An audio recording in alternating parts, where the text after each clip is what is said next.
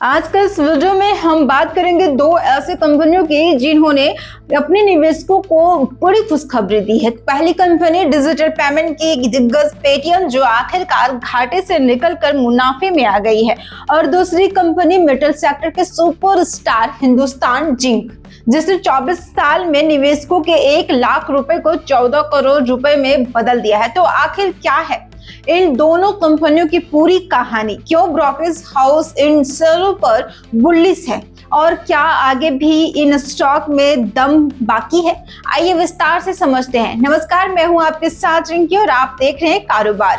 Paytm ने आखिरकार कर दिखाया। देश की सबसे बड़ी डिजिटल पेमेंट कंपनियों में शामिल पेटीएम के निवेशकों के लिए लंबे इंतजार के बाद राहत की खबर आई है। कंपनी की पेरेंट कंपनी 197 कम्युनिकेशन ने लिस्टिंग के बाद पहली बार पूरी वित्तीय वर्ष में मुनाफा दर्ज किया है। जी हां, पिछले फाइनेंशियल ईयर में कंपनी का नेट प्रॉफिट 552 करोड़ रुपए रहा, जबकि एक साल पहले कंपनी को 663 करोड़ रुपए का घाटा हुआ था। यानी कंपनी अब घाटे से निकलकर प्रॉफिट जोन में पहुंच चुकी है।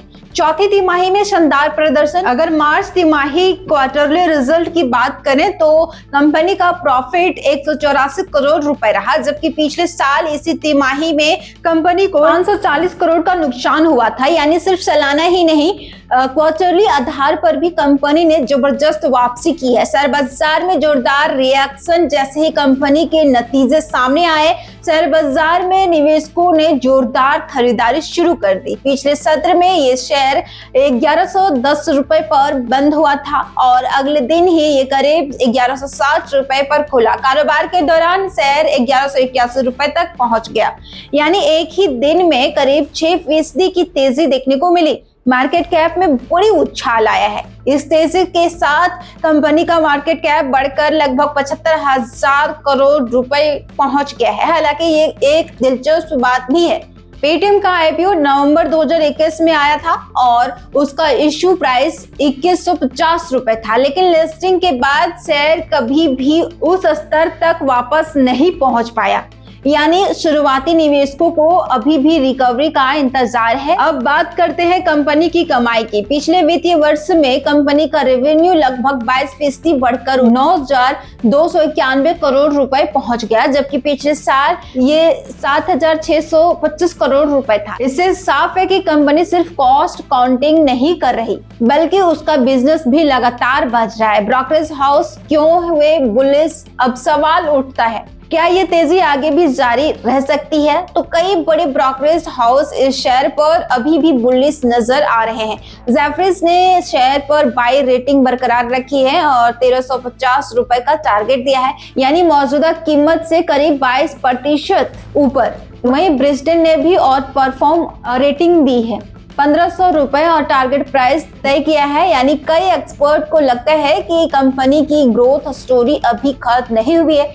हिंदुस्तान जिंक ने बनाया करोड़पति। अब बात उस कंपनी की जिसने लंबे समय के निवेशकों को मालामाल कर दिया है। हम बात कर रहे हैं हिंदुस्तान जिंक की। ये कंपनी दुनिया की सबसे बड़ी सिल्वर यानी चांदी प्रोडक्शन कंपनियों में शामिल है और पिछले 24 साल में इसने ऐसा रिटर्न दिया है जिसे सुनकर शायद आप भी हैरान रह जाएंगे।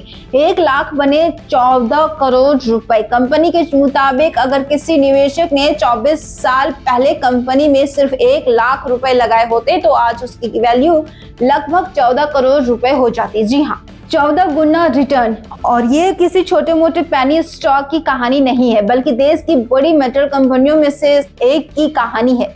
सरकार से वेदांता तक का सफर। दरअसल साल 2002 में भारत सरकार ने कंपनी में अपनी 26% हिस्सेदारी बेची थी। इसे अनिल अग्रवाल की कंपनी स्टेरिलाइट इंडस्ट्री ने खरीदा था। इसके बाद 2003 में सरकार ने अतिरिक्त 19% हिस्सेदारी भी बेच दी। बाद में ये कंपनी पूरी तरह वेदांता ग्रुप का हिस्सा बन गई। कंपनी के चेयरमैन ने क्या कहा?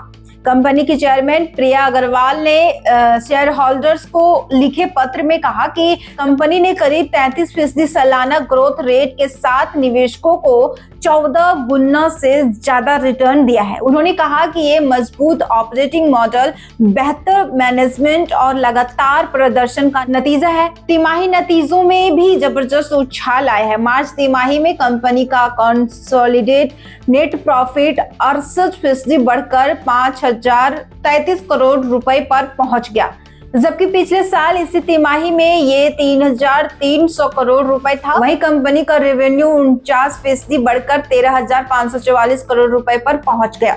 यानी कंपनी के फंडामेंटल्स भी मजबूत बने हुए हैं। शेयर पर एक्सपर्ट्स की राय है, आज कंपनी का शेयर करीब 642 रुपए के आसपास ट्रेड कर रहा है। इस बीच जेएम फाइनेंशियल ने शेयर पर बाय रेटिंग बरकरार रखते हुए 765 रुपए का टारगेट प्राइस दिया है।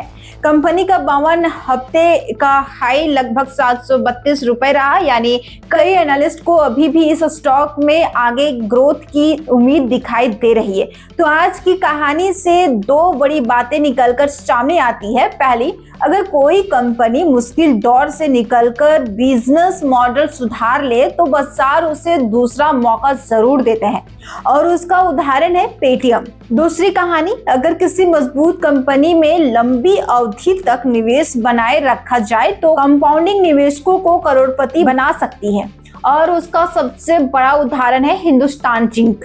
आपकी नजर में इनमें से कौन सा शेयर लंबी अवधि के लिए ज्यादा मजबूत है, पेटीएम या हिंदुस्तान जिंक?